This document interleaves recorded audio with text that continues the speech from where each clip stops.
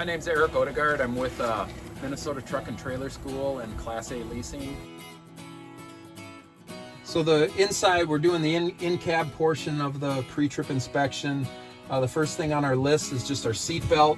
We're making sure the seat belt is, not frayed, torn, ripped. We want to make sure the latching mechanism is working. It securely locks in. Checking that there's no tears in fabric, missing bolts, loose mounts. Emergency equipment. This is your box for your 3 reflective triangles. You're checking that is in the cab. We're making sure our fire extinguisher is fully charged. The pin is in place. It's securely mounted. So we're ready to start it. The brakes are applied. It's in neutral. We'll go ahead and start the truck. We have our coolant temperature for the engine temp. The gauge is working and functional.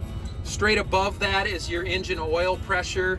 Again, that could be anywhere from 10 to 60 pounds. Our air pressure gauges, we want to make sure the gauges are functioning and working. Our voltmeter, this one is electronic, so we're checking there. It's 14 volts, so around 13, 14 volts.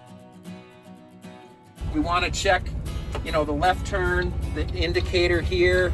Check the right turn indicator here. 4-way flasher indicators work, so they're both coming on at the same time. Turn on our headlights and just make sure our high beam indicator is working. Sometimes called a city horn. So that works. We got an air horn up here. That's working as well.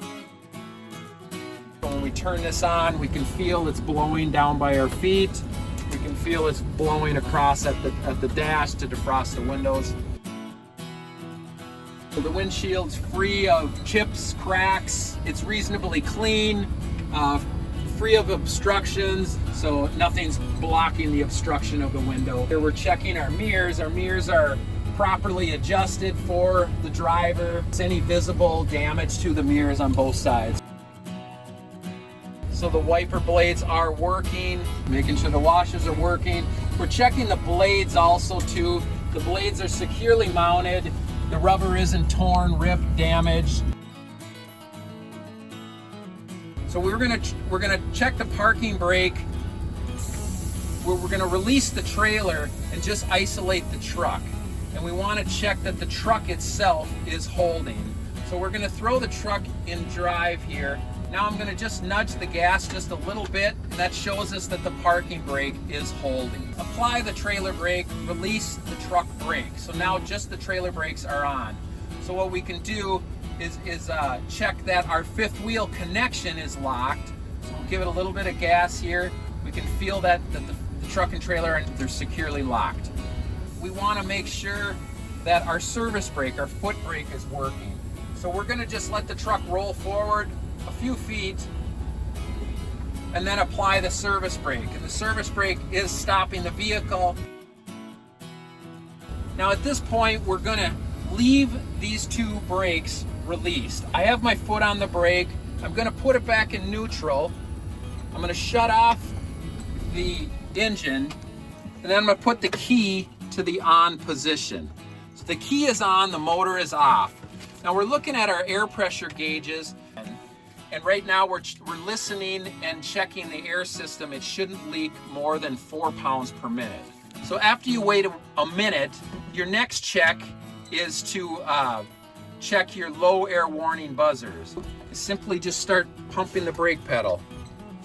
And you can see the 2 gauges here are dropping. So somewhere between 60 and 80, there should be a low air pressure alarm.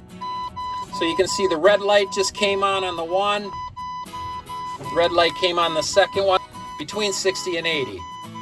Now the next check is our emergency brakes. Continue to pump the service brake. We're gonna watch that these 2 valves pop out. So they just popped right now. One's at about 38, one's at about 30. So our next check is to start the truck. And what we wanna do is immediately put it in drive while the air pressure is still low, and then just give it a little bit of gas, and you're just nudging forward. That's showing us that the emergency brakes are holding the truck right now.